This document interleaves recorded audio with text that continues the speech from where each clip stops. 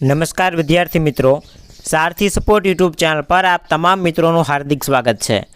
तो आजना विडियोनी अंदर तारीख 29 जुलाई 2024 ने सोमवारना दिवसे धोरण 12 ની અંદર अंग्रेजीनी जे प्रथम एकम कसोटी है ए प्रथम एकम कसोटीनी प्रश्न बेंकનું આજે આપણે સોલ્યુશન જોવાના છીએ। જો તમારે પ્રશ્ન બેંકની પીડીએફ ડાઉનલોડ કરવી હોય તો ડિસ્ક્રિપ્શનમાં આપણી સારથી સપોર્ટ ટેલિગ્રામ ચેનલની લિંક આપેલી છે, એમાં તમે જોડાઈ અને પીડીએફ ડાઉનલોડ કરી શકશો। तो સૌથી પહેલાં આપણે વાત કરીએ વિભાગ એની। તો વિભાગ એની અંદર તમને સૂચના આપેલી છે write whether the sentence are true or false, मतलब કે આપેલા વિધાન સાચા છે કે ખોટા। અહીંયા મેં તમને 12 જેટલા ખરા ખોટા આપેલા છે ક્વેશ્ચન બેંકમાંથી, તો એમાંથી તમારે કોઈ પણ બે પૂછાશે। તો પહેલું આપેલું છે the success of Disneyland totally change world, તો આ પહેલું વાક્ય છે એ સાચું આવશે, मतलब કે ટ્રુ। ત્યાર પછી બીજો ક્વેશ્ચન, બીજું વાક્ય છે the customer is much aware about technology, તો આ ક્વેશ્ચન ખોટો છે, मतलब કે એ વિધાન ફોલ્સ આવશે। ત્યાર પછી ત્રીજો ક્વેશ્ચન છે Walt was the central figure for all creations of the company, તો એ જવાબ આવશે ટ્રુ। એના પછી ચોથો ક્વેશ્ચન છે the first step is to open her heart to install love, તો આ વિધાન પણ રાઈટ આવશે, ટ્રુ આવશે। એના પછી પાંચમો question the customer needs to being connecting to other hearts to in order to get upgrade, તો પાંચમા ક્વેશ્ચનનું વિધાન પણ ટ્રુ આવશે।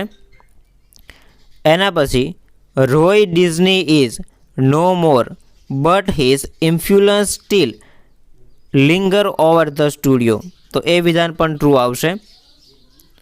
એના પછી Walt study cartooning in Kansas City and started little animated company in Chicago, તો 7 નંબરનું જે વિધાન છે એ રાઈટ આવશે।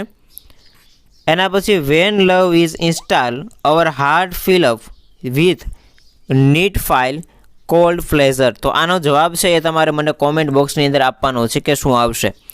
એના પછી 9મો ક્વેશ્ચન છે વોલ્ટ યુઝ ટુ સી ગ્લુમી ધો ધ સડન કાર્ટૂન, તો 9મું વિધાન છે એ ખોટું આવશે, मतलब કે ફોલ્સ। ત્યાર પછી 10મું છે Walt was only 15 year old when he decided to try his luck in Hollywood, તો આ વિધાન રાઈટ આવશે। એના પછી 11મો ક્વેશ્ચન છે the final judgement was always unquestionable choice, તો 11મું વિધાન રાઈટ આવશે। અને છેલ્લું છે Disneyland show Walt's vision and his stubborn determination, તો આ વિધાન પણ રાઈટ આવશે। એના પછી આપણે વાત કરીએ આમાંથી કોઈ પણ બે તમને પૂછાઈ શકે, અને ત્યાર પછીનો ક્વેશ્ચન છે find out and write the nearest meaning, નજીકનો શબ્દ આમાં લખવાનો છે, मतलब કે જે શબ્દ તમને આપેલો છે એનો સમાનાર્થી શબ્દ જેવું થયું। આમાંથી પણ કોઈ પણ બે પ્રશ્ન તમારે પૂછાશે। પહેલો ક્વેશ્ચન આપેલો છે એવરલાસ્ટિંગ, તો એવરલાસ્ટિંગનો મતલબ શાશ્વત થાય, અને અહીંયા 4 ઓપ્શન આપેલા છે, તો એ 4માંથી ઇટરનલનો શબ્દ છે એનો અર્થ શાશ્વત થાય છે। એના પછી સ્ટુબોન નામનો શબ્દ આપેલો છે, આનો મતલબ થાય જિદ્દી, અને 4 ઓપ્શનમાંથી પહેલું આપેલું છે ઓબ્સ્ટિનેટ, તો આનો મતલબ પણ જિદ્દી થાય, તો બે આમાંથી પૂછાશે।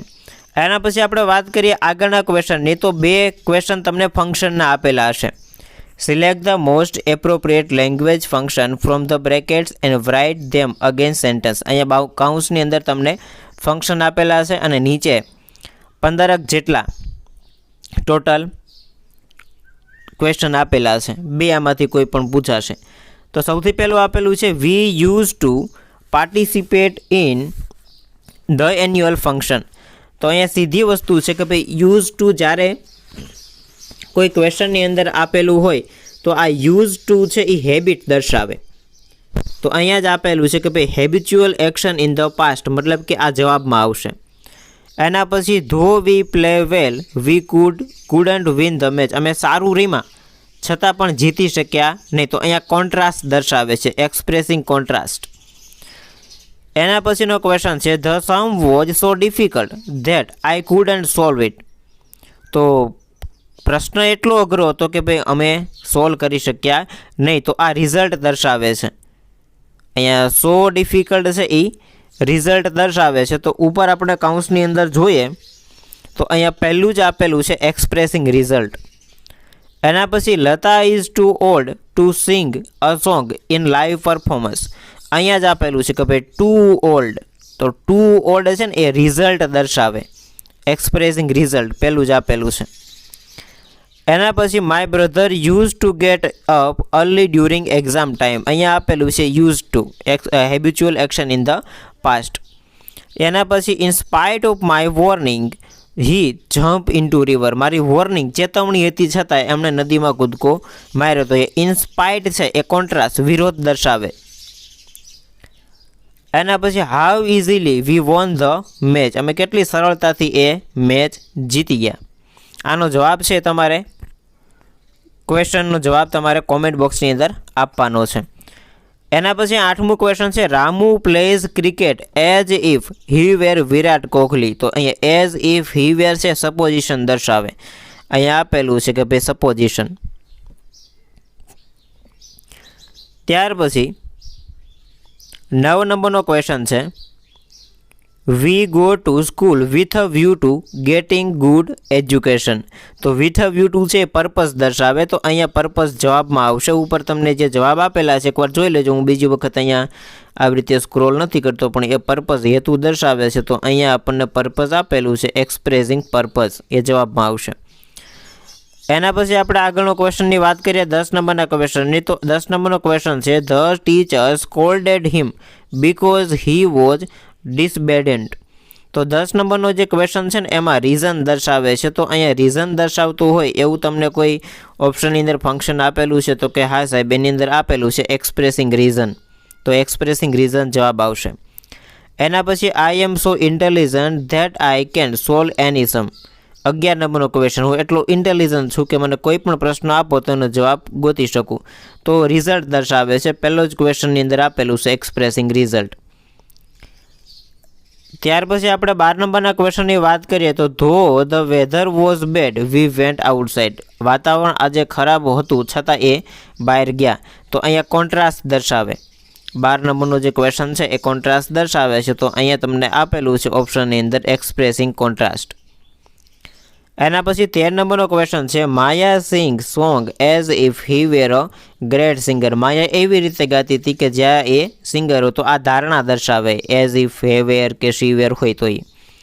In spite of working hard he didn't get good result. અહીંયા કોન્ટ્રાસ્ટ દર્શાવે છે કે ભાઈ ઇન્સ્પાઇટ, મહેનત કરી છતાં સારું રિઝલ્ટ ના મળ્યું. અને છેલ્લું છે hurray I have got the first rank. તો અહીંયા ઉદ્ગાર દર્શાવે છે, ઉદ્ગાર દર્શાવે છે. તો અહીંયા તમને આપેલું છે કે ભાઈ એક્સક્લેમેશન, પ્રશંસા.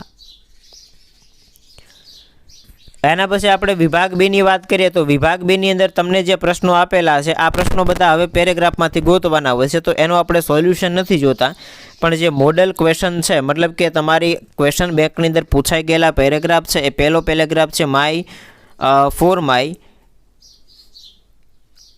ઇમેજિનેટિવ. અહીંયાથી ચાલુ થાય છે અને આઈડિયા સુધીનો ક્વેશ્ચન છે, મતલબ કે પેરેગ્રાફ છે. પછી કેન યુ ઇન્સ્ટોલમાંથી કસ્ટમર સર્વિસ રિપ્રેઝેન્ટેટિવ વાક્ય એક બોલે છે, આખો પેરેગ્રાફ આપેલો છે, નીચે પ્રશ્ન આપેલા છે.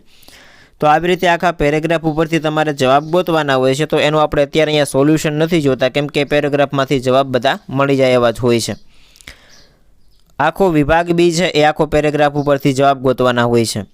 એના પછી વિભાગ સી છે એમાંથી 2 ક્વેશ્ચન કોઈ પણ આવી શકે અને એમાં એ પેરેગ્રાફમાંથી જ ક્વેશ્ચન છે. તો એનું પણ આપણે સોલ્યુશન નથી જોતા. અહીંયા મેં તમને મોડેલ ક્વેશ્ચન પેપર તરીકે 5 પેરેગ્રાફ આપેલા છે, એમાંથી કોઈ પણ એક પેરેગ્રાફ તમને પૂછાશે. પછી સ્ટેન્જામાંથી ધ વેપોર્સ રાઇઝ અને આ સનરાઇઝવાળું જે પોઈમ છે, કાવ્ય છે, એમાંથી 2 માર્કના પ્રશ્નો હશે. આવી રીતે આખું પોઈમમાંથી છે. પછી ડુ એસ ડાયરેક્ટેડ છે, જોઈએ આપણે. Besides Africa, Gir national park in Gujarat is the only place in the world wear you can spot lines. હવે એ રીતનું આપેલું છે. અને beside Africa Gir national park in Gujarat was, અહીંયા ઇઝ છે તો વોઝ આપેલું છે, મતલબ કે સિમ્પલ ટેન્સ છે, સિમ્પલ પ્રેઝન્ટ, તો એ પ્રેઝન્ટને આપણે પાસ્ટની અંદર ફેરવવાનો છે, મતલબ કે વર્તમાન કાળને ભૂતકાળમાં ફેરવવાનો છે. પછી નરેન્દ્રનાથ વોઝ ઇન્ટરેસ્ટેડ અને નરેન્દ્રનાથ ઇઝ, મતલબ કે અહીંયા વોઝ આપેલું છે તો અહીંયા ઇઝ આપેલું છે, મતલબ કે ભૂતકાળને આપણે વર્તમાનમાં ફેરવવાનો છે. બીજું આમાં કંઈ નવું કરવાનું નથી. પછી પ્રણવ હેઝ, તો અહીંયા આપેલું છે પ્રણવ હેડ, મતલબ કે સાદો કાળ છે એને પૂર્ણ કાળમાં ફેરવવાનો છે. એના પછી જલ્પા રિક્વેસ્ટ, તો અહીંયા જલ્પા રિક્વેસ્ટેડ, મતલબ કે ભૂતકાળમાં ફેરવવાનો છે. આવી રીતે તમને આમાંથી કોઈ પણ એક પૂછાઈ શકે. પછી અહીંયા ડાયરેક્ટ ઇનડાયરેક્ટ સ્પીચ આપેલી છે 2 માર્કની અંદર. અને છેલ્લે આપણે વિભાગ એની વાત કરીએ તો વિભાગ એની અંદર તમને એક 5 માર્ક્સની અંદર ક્વેશ્ચન આમાંથી કોઈ પણ એક હોઈ શકે. તો પહેલું જ આપેલું છે ઈમેલ, બ્રાન્ચ મેનેજરને છે એક ઈમેલ લખવાનો છે. શેના માટે છે તો કે ભાઈ requesting him to check the difference in the entry of the passbook, મતલબ કે પાસબુકની એન્ટ્રી માટે એક વસ્તુ ઈમેલ લખવાનો છે. પછી બીજો એક ઈમેલ આપેલો છે કે ભાઈ amazingcart.com ને લખવાનો છે. શેના માટે લખવાનો છે તો કે ભાઈ replace the TV he has purchase, મતલબ કે ટીવી ખરીદ્યું હતું એના રિપ્લેસમેન્ટ માટે એક ઈમેલ પૂછાશે.